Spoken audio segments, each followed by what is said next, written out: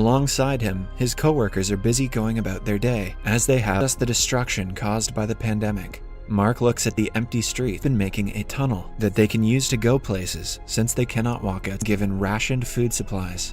While waiting in line, Mark sees his flashback reveals that before the pandemic, Mark was working as a computer Mark with possible termination from the job if he isn't efficient enough already had dinner. The couple talks about their plan to have a baby soon about the matter in the past.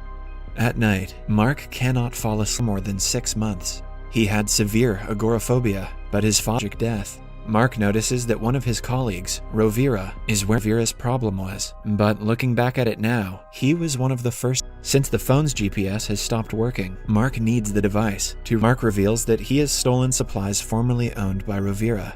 He doesn't specify his reasons. Enrique is initially dismissive of Mark's system and start their journey. Some hours later, they reach the subway and runs away. They chase after him and reach a secluded area. Mark, the power goes out right on time, and they attack the group of thugs to continue their partnership. Another flashback then shows us that seems to have accumulated over the course of months. It is clear that for several weeks, they kick him out of the building as he begs for his life. He goes through his belongings and sees that Rovira has accumulated food, but he doesn't know what he can do about them. Julia hugs him, but he gets worried when he sees no one around, but is relieved when Enrique dismisses the conversation. He has also been collecting seeds of several into the sewer and used the GPS to get to the building that Mark lived in, able to create the explosion. Mark finally gets to his room, but they were working in the building. When they got infected, they couldn't return home. He looks around the kitchen and finds that the family has caught birds for food. There's ultrasound report in it. It is then revealed that she was pregnant.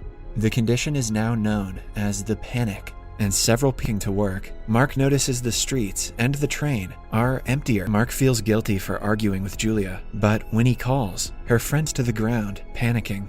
Mark has also been infected by the disease. Enrique and Mark collect water with the help of a curtain and a bucket. Mark wants to go to the mall that Julia used to work in, but Enrique said, which ends almost immediately after they accidentally break the flashlight to Mark. So, he accepts the deal.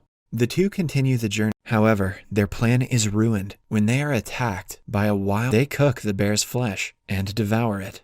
As they eat, they talk paying attention to his flashback sequences. As they get to know more about each other, who claim that they have heard rumors about the hospital being burned, in fact, burned, since his father was paralyzed and was on the 5th tries to jump from the window. But Mark saves him. Them in the future.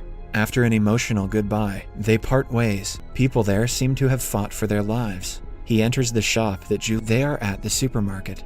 On his way there, he meets another group of survivors. However, a rival group attacks them. The ensuing fight after Mark ended the call that day. They try to run away, but and saves him. But just afterwards, Enrique is stabbed. Mark runs to one of the upper floors of the building and sees Julia but finds him bleeding to death. Enrique urges him to go find Julia. Mark takes the chance and runs across the street to meet her. The two finally reunite and look at each other with tears of joy. It grows up. He takes his first step into the outside world, proving. The movie ends as Mark and Julia watch their son walk. Thank you for watching.